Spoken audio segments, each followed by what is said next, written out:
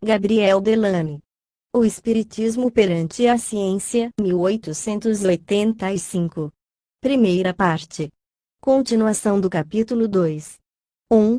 Massas de substância cinzenta, compostas de milhões de células, que são os elementos essencialmente ativos do sistema, estão dispostas. Em primeiro lugar na periferia do lobo, sob a forma de uma camada delgada, ondulosa e contínua, é o córtice cerebral, figura 1. Além disso, nas regiões centrais, sob a forma de dois núcleos cinzentos, ligados entre si, e que não são mais do que a substância cinzenta das camas ópticas, 6, dos corpos estriados, C, figura 2. Início da nota do editor 6. É o nome dado antigamente ao que hoje mais frequentemente se chama tálamos éticos, mas as duas expressões são sinônimas. Fim da nota do editor. Figura 1. A. Camada cortical cinzenta do cérebro. B. Fibras brancas que fazem comunicar duas partes semelhantes de cada hemisfério. Figura 2. A mesma figura que a precedente, porém com as camas ópticas. A. Camada cortical cinzenta. B. Fibras brancas comissurais. C. Camas ópticas. D. Fibras brancas que fazem comunicar as camas ópticas entre si com cada um dos hemisférios. 2. Aglomerações de fibras brancas. A substância branca, inteiramente composta de tubos nervosos justapostos, ocupa os espaços compreendidos entre a superfície dos lobos e os núcleos centrais. As fibras que a constituem representam traços de união entre tal ou qual região do córtice cerebral e tal ou qual dos núcleos centrais. Podem ser consideradas como uma série de fios elétricos estendidos entre duas estações e em duas direções diferentes. As que reúnem os diversos pontos da superfície dos hemisférios aos núcleos centrais são comparáveis a uma roda, cujos raios ligam a circunferência ao centro, as outras se dirigem transversalmente e juntam duas partes semelhantes de cada hemisfério. Substância cortical dos hemisférios. Todos conhecem a aparência exterior dos lobos do cérebro. Basta lembrar os miolos, servidos habitualmente nas nossas mesas, para ver, de imediato, que a substância cortical cinzenta se apresenta sob a aparência de uma lâmina cinzenta, ondulosa, dobrada muitas vezes sobre si mesma, e formando uma série de sinuosidades múltiplas, cujo fim é aumentar-lhe a superfície. Pensou-se que havia nessas dobras certas disposições gerais, seu maior número, porém, toma as mais variadas formas, conforme os indivíduos. Os hemisférios não são rigorosamente homólogos, isto é, não têm, absolutamente, a mesma conformação, mas as modificações entre os dois lobos são de mínima importância. A espessura da camada cerebral é em média de 2 a 3 milímetros, em geral, é mais abundantemente repartida nas regiões anteriores do que nas regiões posteriores. A massa varia conforme a idade e a raça. Gratiolet notou que nas espécies de pequena estatura a massa da substância cortical é pouco abundante. Quando se toma uma fatia delgada dessa matéria cinzenta do córtice cerebral e a comprime entre duas lâminas de vidro, nota-se que ela se divide em zonas de desigual transparência e que estas zonas se dispõem em uma estriação regular e fixa. Veremos o que apresenta o córtice cerebral, visto a olho nu, o que todos podem verificar em cérebros frescos. Penetremos, agora, com o auxílio de lentes de aumento, no interior dessa substância mole, amorfa em aparência, e cujo aspecto homogêneo está longe de revelar seus maravilhosos pormenores. Que se encontra na substância cerebral como elemento anatômico fixo, como unidade primária. A célula nervosa, com seus vários atributos, suas configurações definidas, vêem-se também fibras nervosas e um tecido que reúne todos esses elementos, o qual é atravessado por vasos sanguíneos muito pequenos, chamados capilares. É do estudo da célula que depende a ciência das propriedades do cérebro, pois que ela é a unidade primordial do tecido cerebral, e quando conhecermos as propriedades íntimas desse elemento, teremos uma ideia exata do papel da matéria cortical. Vemos na parte inferior desta camada dos hemisférios o começo das fibras que ligam a superfície ao centro. Elas são, a princípio, ramificadas ao infinito, de forma a entrarem em contato com grande número de células da camada cortical, depois se vão condensando até a saída do córtice dos hemisférios, onde tem a forma de fibras compactas. Examinando as células nervosas, vemos que elas têm, como toda célula, uma forma determinada por uma membrana envolvente, a maior parte das vezes irregular, cujos contornos parecem braços que se prolongam em diversos sentidos. Depois, no interior, um núcleo apresentando um ponto brilhante, que se chama nucleolo. No córtice do cérebro, figura 3, as células menores ocupam as regiões superiores A, e as células maiores, as regiões profundas B. Estas últimas têm, aproximadamente, um volume duplo das primeiras, e a passagem das pequenas para as grandes se opera por transições insensíveis. As ramificações de todas essas células formam verdadeiros tecidos, cujas moléculas são aptas a vibrar de algum modo, em uníssono. Para se ter ideia do número imenso dessas células nervosas, basta saber que no espaço de 1 milímetro quadrado de substância cortical, com a espessura de 1/10 de milímetro, conta-se cerca de 100 a 120 células nervosas de volume variado. Figura 3. Corte e aumento do córtice do cérebro. A. Pequenas células. B. Grandes células. C. Começo das fibras brancas que ligam a camada cortical aos lobos ópticos. D. Capilar condutor do sangue. Que se imagine o número de vezes que esta pequena quantidade está contida no todo e chegar-se-á a muitos milhões. Ficamos confusos ao penetrar no mundo desses infinitamente pequenos, onde se reencontram essas mesmas divisões infinitas da matéria, que impressionam tão vivamente o espírito, no estudo do mundo sideral.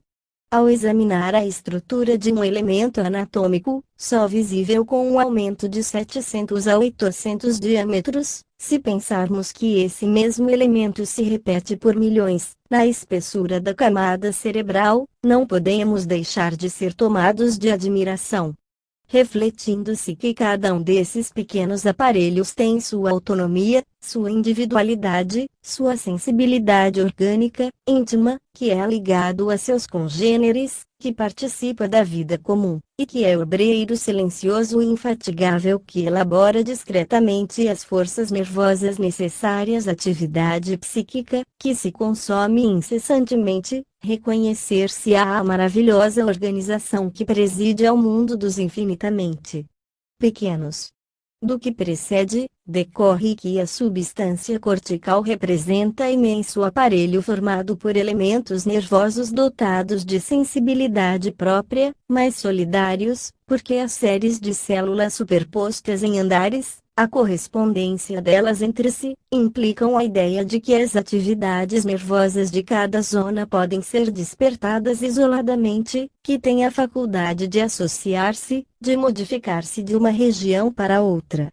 Segundo a natureza das células intermediárias postas em vibração, que, enfim, as ações nervosas, como as ondulações vibratórias, devem propagar-se gradativamente, conforme a direção das células orgânicas, no sentido horizontal ou no vertical, das zonas profundas às superficiais e vice-versa. Estamos até aqui no firme terreno da observação, é preciso deixá-lo para entrar nas deduções fisiológicas, que oferecem quase sempre assunto à discussão.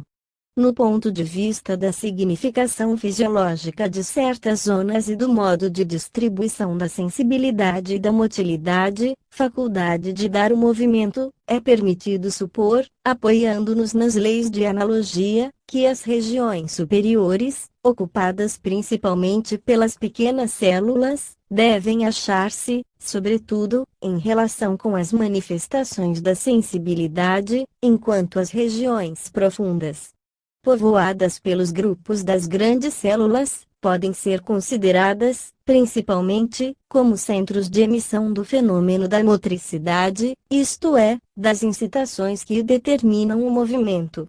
Apoiam-se estas deduções num fato de observação, o de que, na medula espinhal, os nervos sensitivos comunicam-se com as pequenas células da medula, e os nervos motores, com as grandes células, nas quais se verificam as diversas ações da motricidade. Por analogia, estaríamos no direito de considerar as células superiores da camada cortical como a esfera de difusão da sensibilidade geral e especial, e, por isso mesmo, o grande reservatório comum, sensorium comune, de todas as sensibilidades do organismo. De outro lado, poder-se-iam admitir as camadas profundas como lugar de emissão dos fenômenos do movimento. Substância branca. A substância branca é composta, em grande parte, de fibras nervosas brancas. B. Figuras 1 e 2, formadas essencialmente por um filamento central chamado cilindra X, envolto numa bainha. Entre o cilindro e a bainha se encontra uma substância oleofosforada, transparente durante a vida, e que se chama mielina. Tem por fim isolar o cilindro, tal como a borracha com os fios destinados a conduzir eletricidade. A comparação é tanto mais justa quanto as fibras brancas só servem para transmitir as excitações nervosas do centro à periferia e reciprocamente. O exame dos centros optoestriados terminará a revista das principais partes do cérebro, sem o que não poderíamos compreender a teoria de luz. Camas ópticas, ver figura 4, as camas ópticas, vide nota anterior, e os corpos estriados são, de alguma sorte, os eixos naturais em torno dos quais gravitam os elementos do sistema. Apresentam-se sob a forma de massa cinzenta, cuja estrutura e relações gerais foram conhecidas há bem pouco tempo. Parecem uns ovos, de cor avermelhada, ocupando o meio do cérebro. Como se pode verificar a compasso, são, por assim dizer, o centro de atração de todas essas fibras, de que comandam o agrupamento e a direção. Uma série de pequenos núcleos, colocados uns ao lado dos outros, indo de trás para diante do cérebro, são as partes principais da cama óptica.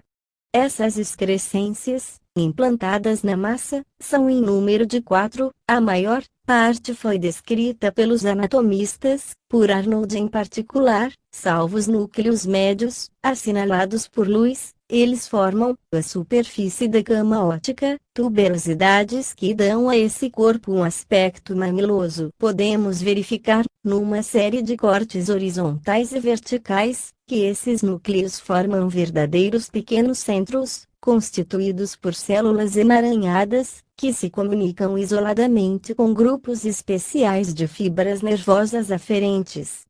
Vejamos agora, do ponto de vista fisiológico, a importância desses centros. Até os últimos anos, as camas ópticas eram para os autores um problema insolúvel, terra desconhecida de que a anatomia apenas precisava. A situação, compreende-se, facilmente, que a função de cada um dos núcleos estava longe de ser fixada. Foi estudando e examinando, ele mesmo, que Lewis chegou a considerar esses núcleos como pequenos focos de concentração, isolados e independentes, para as diferentes categorias de impressões sensoriais que chegam à sua substância. Assim, o centro anterior, que comunica com o nervo olfativo, é o que deve transmitir as impressões que vêm das regiões periféricas, isto é, do nariz, destinadas àquele nervo. Temos a prova disso nas espécies animais de faro muito desenvolvido, onde o núcleo é proporcionalmente muito grande. Ele é bem o ponto para onde convergem todas as sensações olfativas, antes de serem irradiadas para a periferia cortical. Figura 4. A. Córtice do cérebro. B. Fibra comissural que liga o córtice às camadas ópticas. C. Camadas ópticas. D. Corpo estriado. E. Núcleos medianos. F. Orelha. G. Olho. Mecanismo da sensação. Uma sensação luminosa chega em e impressiona a retina, que comunica seu movimento ao centro J por intermédio do nervo óptico. Desse núcleo J, a sensação é reenviada à camada cortical B, aí chegada, abala células vizinhas L, que propagam o movimento às zonas profundas. A ação ondulatória volta transformada ao núcleo do corpo estriado e em seguida se espalha pelo corpo por meio do nervo N. Foi assim que se determinaram para os outros sentidos as funções seguintes. 1. O núcleo médio é destinado à condensação das sensações visuais. 2. O núcleo mediano é o ponto de concentração da sensibilidade geral. 3. O núcleo posterior serve para condensar as sensações auditivas. Esses dados, posto que novos, são, segundo Luiz, confirmados por experiências fisiológicas e, de outro lado, pelo exame dos sintomas clínicos, que são, nessas matérias, o critério irrefragável de toda doutrina verdadeiramente científica. Admitidas as deduções precedentemente expostas, compreender-se-á possível encarar as camas ópticas como regiões intermediárias entre as incitações puramente espinhais, isto é, vindas da medula espinhal, e as atividades mais apuradas da vida psíquica. Por seus núcleos isolados e independentes, as camas servem de pontos de concentração a cada ordem de impressões sensoriais, que encontram em suas redes de células um lugar de passagem e um campo de transformação. É aí que estas impressões são logo condensadas, armazenadas e trabalhadas pela ação especial dos elementos que elas agitam em seu percurso. Daí, como de um último ponto depois de terem emergido de gânglio em gânglio, através dos condutores centrípetos que as transportam, são lançadas nas regiões da periferia cortical sob uma forma nova e, de algum modo, espiritualizadas, para servir de materiais incitadores à atividade das células da substância cortical. São as únicas portas abertas pelas quais passam todas as incitações exteriores destinadas a serem aproveitadas pelas células corticais e os únicos condutos que permitem a atividade psíquica manifestar-se no exterior. Mostra exame do cérebro que cada um dos centros de que falamos está mais particularmente em relação com certas partes da substância cortical. Pode-se, pois, admitir hoje esta verdade outrora tão controvertida das localizações cerebrais. É fácil compreender, agora, como o desenvolvimento periférico de tal ou qual aparelho sensorial determina, nas regiões centrais, um aparelho receptor, de alguma sorte proporcional, como a riqueza em elementos nervosos da própria substância cortical, o grau de sensibilidade própria, a energia específica de cada um deles poderão, em dado momento, desempenhar preponderante papel no conjunto das faculdades mentais e determinar o temperamento e atividade específica dessa ou daquela organização. Enfim, as experiências de Schiff estabelecem que as incitações da vida orgânica penetram também até os lobos ópticos. É, pois, sob um duplo ponto de vista que podemos considerar os lobos ópticos como nó de todo o conjunto do sistema cerebral. O corpo estriado é agora o último órgão que devemos estudar. Corpo estriado, a massa de substância cinzenta designada pelo nome de corpo estriado é, com a cama óptica, a porção complementar dos dois núcleos cinzentos que ocupam um lugar central de cada hemisfério e que são, como já temos várias vezes assinalado, os polos naturais em torno dos quais gravitam todos os elementos nervosos. As camas ópticas parecem o prolongamento das células sensitivas da medula, enquanto o corpo estriado seria a continuação das células motoras do eixo espinhal. A massa dos corpos estriados se compõe de grandes células semelhantes às da região inferior do córtex cerebral e ligadas entre si da mesma maneira. Tal como nas camas ópticas, existem fibras que unem o corpo estriado à substância cortical. Essas fibras representam, pois, propriamente falando, os traços de união naturais entre as regiões corticais donde emergem as incitações voluntárias e os diferentes pontos do corpo estriado onde elas se reforçam.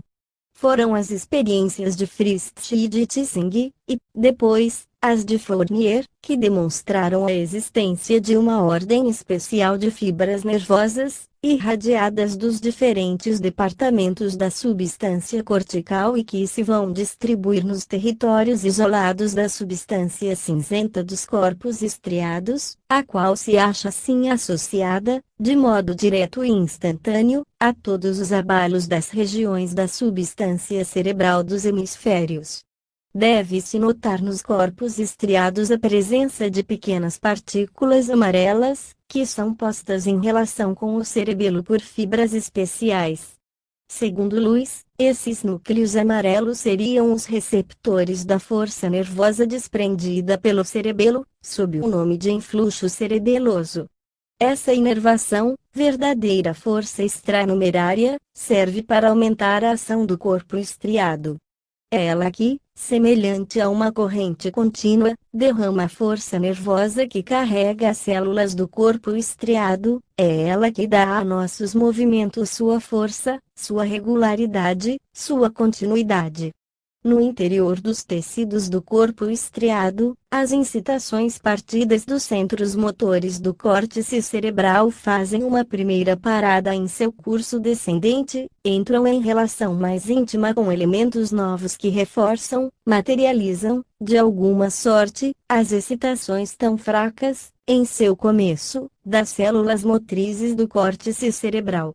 O influxo da vontade sai do corpo estriado, aumentado, por assim dizer, e vai às diversas partes dos pedúnculos cerebrais, onde aciona, por sua vez, diferentes grupos de células, das quais excita as propriedades dinâmicas. Conhecendo agora os elementos gerais do cérebro, examinaremos a marcha da sensação através de todos esses órgãos.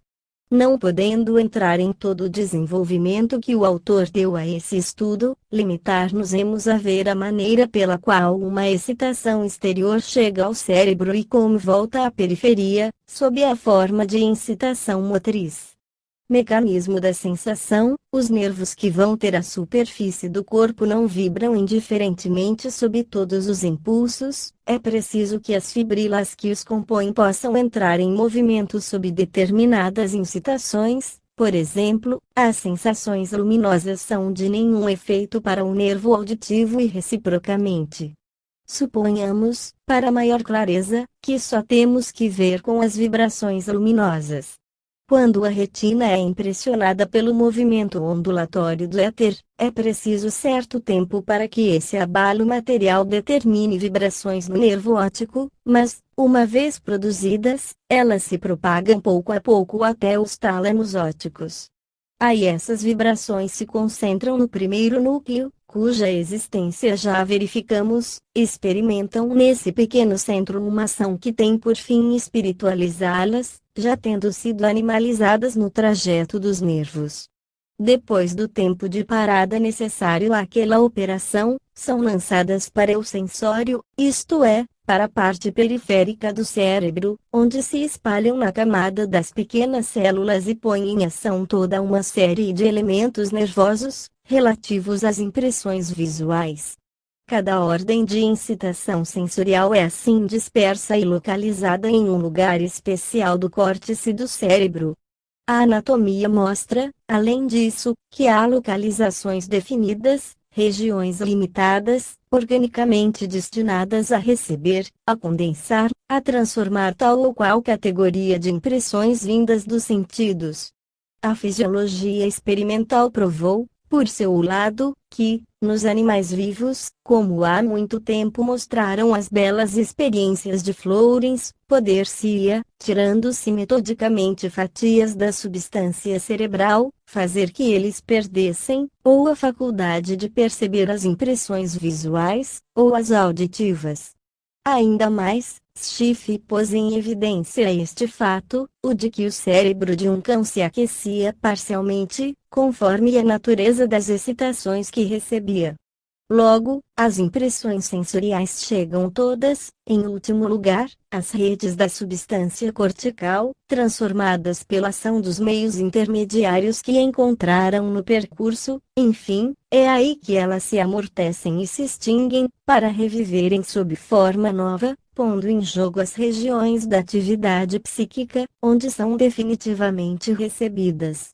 Chegamos ao ponto delicado da demonstração. Podemos ver a marcha evolutiva dos movimentos vibratórios, fazendo, entretanto, reservas quanto à animalização e à espiritualização das vibrações materiais, como compreender, porém, que elas se transformem em ideias.